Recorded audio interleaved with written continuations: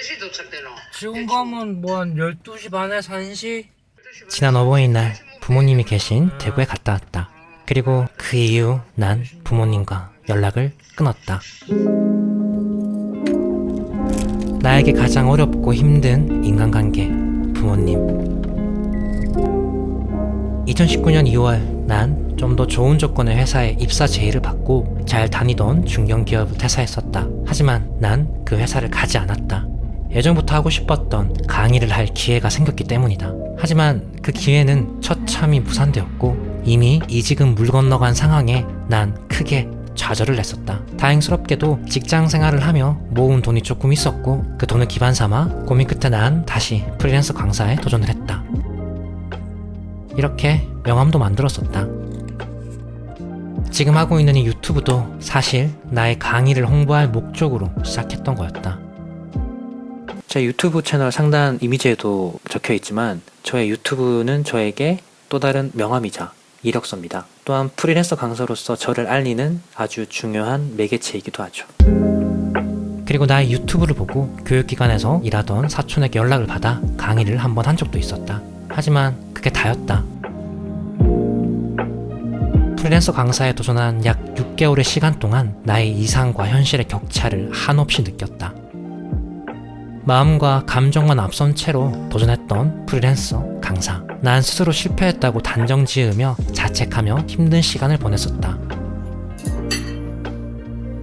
그리고 그 시간 속에서도 매주 부모님에게 전화를 했었다. 나는 30살부터 부모님 집에서 나와 타지 생활을 하기 시작했었다. 그리고 매주 부모님에게 전화를 했었다. 1분 내외의 짧은 시간이었지만 그렇게 나의 안부를 전하고 부모님의 안부를 묻는 것이 효도라 생각했기 때문이다. 그래서 난 부모님에게 전화를 할 수밖에 없었다. 매주 하던 전화를 갑자기 하지 않으면 걱정할 부모님의 모습이 눈에 아른거렸다.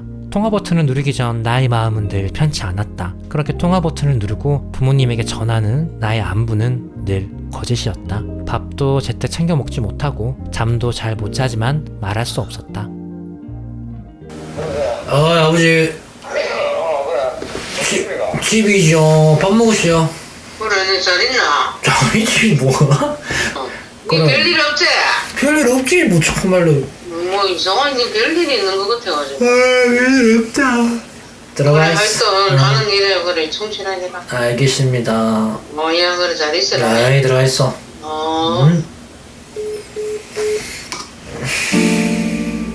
늘 방황하던 내가 중견기업에서 열심히 일하며 조금씩 자리를 잡아가던 나의 모습을 부모님은 좋아하셨다. 그래서 난 퇴사한 사실을 말할 수 없었다. 무려 2년 동안 회사를 잘 다니고 있는 척 거짓말을 했다. 그리고 퇴사 후 2년이 지난 2021년 설날에 집에 내려가 부모님에게 퇴사한 사실을 말했다. YTN 뉴스에 출연한 영상을 보여주면서 그런대로 분리된 공간에서 4명 이하 인원만 모여서 하는 유튜브를 하기 위해 아르바이트로 했던 집 근처에 있던 한 야외 스크린 골프장. 그리고 들어간 지 8개월 만에 난 직원으로 전환되었다. 운이 좋게도 대표님이 날 좋게 봐주셔서 평소 사이가 안 좋았던 점장을 내보내고 그 자리에 내가 들어가게 된 거다. 당시 코로나 이슈가 컸던 시기였고 난 취재 나온 YTN 뉴스에 출연하게 되었다. 사실 그전에도 충분히 말할 수 있었지만 눈에 보이는 뭔가가 나에겐 필요했고 이 영상 속 나의 모습은 눈에 보이는 결과물이라 생각해 난 부모님에게 자랑스럽게 보여줬다. 지난 2년 동안 숨겼던 퇴사 사실과 프리랜서 강사에 도전했던 이야기를 하면서 말이다. 하지만 난 유튜브에 보다 더 많은 시간을 쓰기 위해 2021년 12월에 또다시 퇴사를 했고 지금은 오후 1시에 퇴근하는 월급 100만원짜리 인생을 살고 있다. 그리고 부모님은 여전히 내가 그 골프장에서 일하고 있는지 안다. 난 또다시 2년째 새로운 거짓말을 하고 있는 것이다. 이번 어버이날 아버지는 나에게 물었다. 언제까지 불안한 자영업자 밑에서 일을 할 거냐고. 계획은 있냐고. 그냥 대구 내려오라고. 일자리 알아봐 주겠다고. 그 이야기를 밥 먹는 내내 했다. 난 할 말이 없었다. 그저 기계적으로 대답하고 불편하지 않는 이야기만 할 뿐이었다.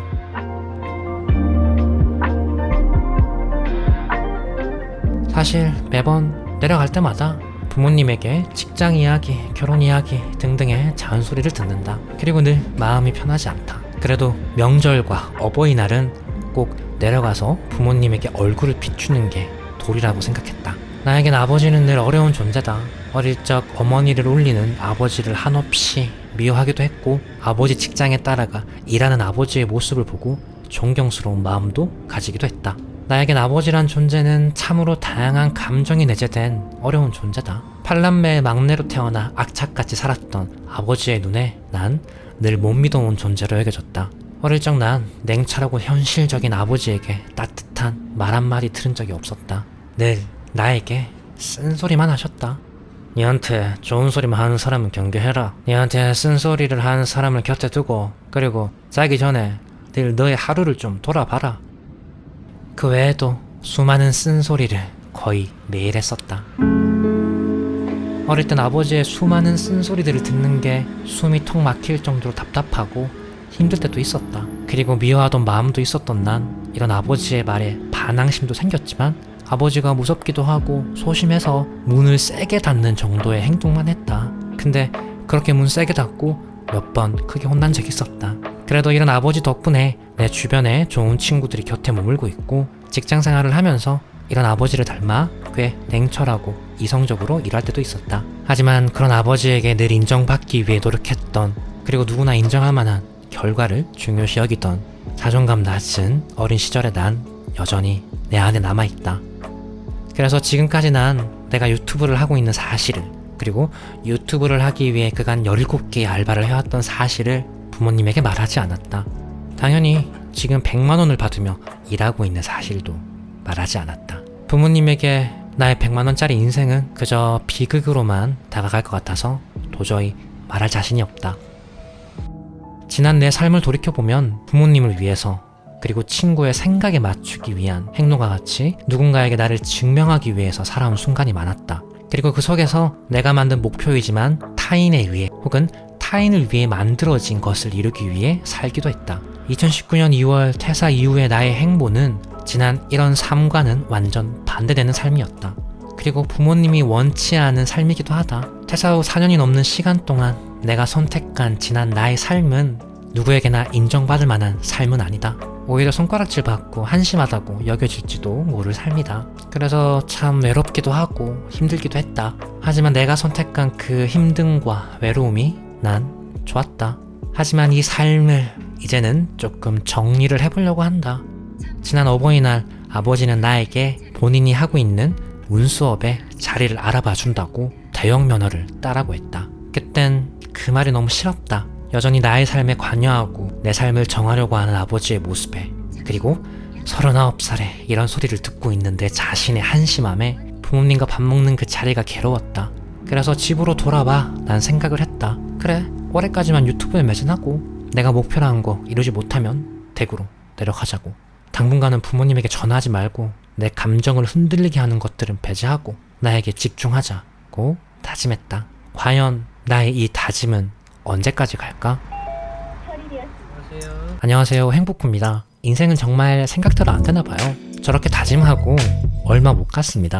어버이날 다음 날이죠.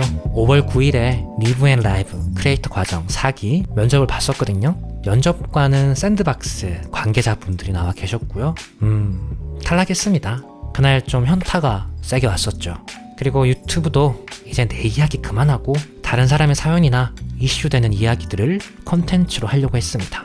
안녕하세요. 다양한 사람들의 사연과 고민을 이야기하는 행복 DJ 행복구입니다.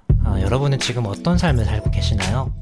근데 많은 구독자분들에게 반감을 샀고 40명 이상이 구독 취소를 하셨어요. 그래서 구독자분들의 이런 의견을 반영해서 지난 5월 31일부터 다시 채널 리뉴얼을 해서 하고 있는데요. 다행스럽게도 10일 만에 구독자가 70명 이상 늘어서 마이너스된 구독자 수를 복구했습니다. 다시 한번 관심 가져주시고 구독 눌러주신 분들 그리고 유지하고 있는 분들 감사합니다. 그럼 올해까지 목표 달성 못하면 유튜브 그만두는 건가요? 라고 걱정하시는 분들이 있을까봐 말씀드리면 걱정 마세요.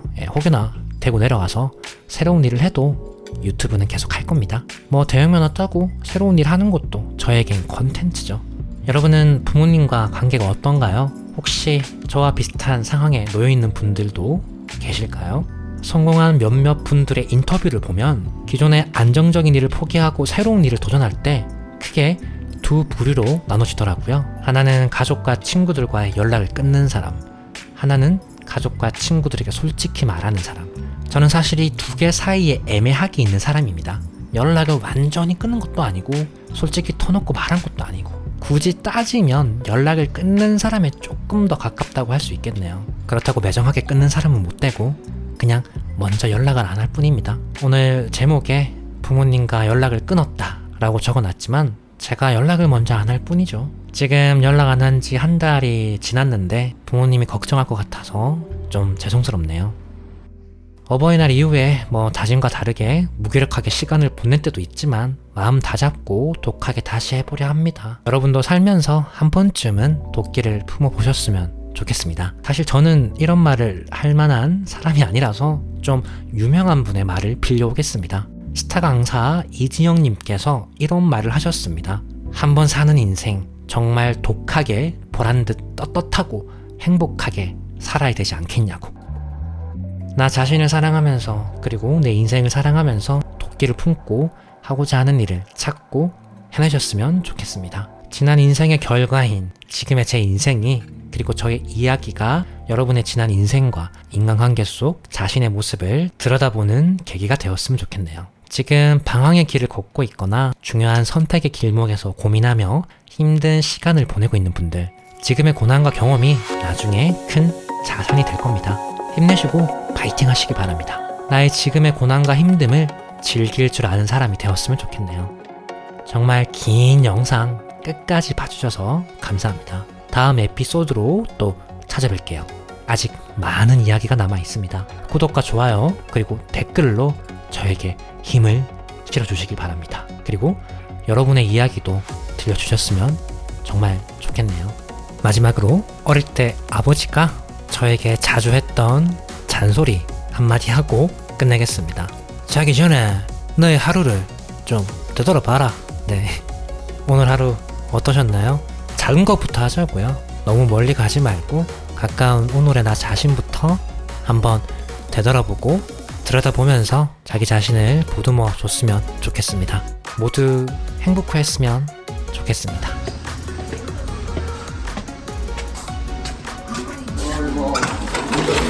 아유, 아쉽습니다. 아유, 차 막히긴 하네. 기차 타고 왔는데. 아니요.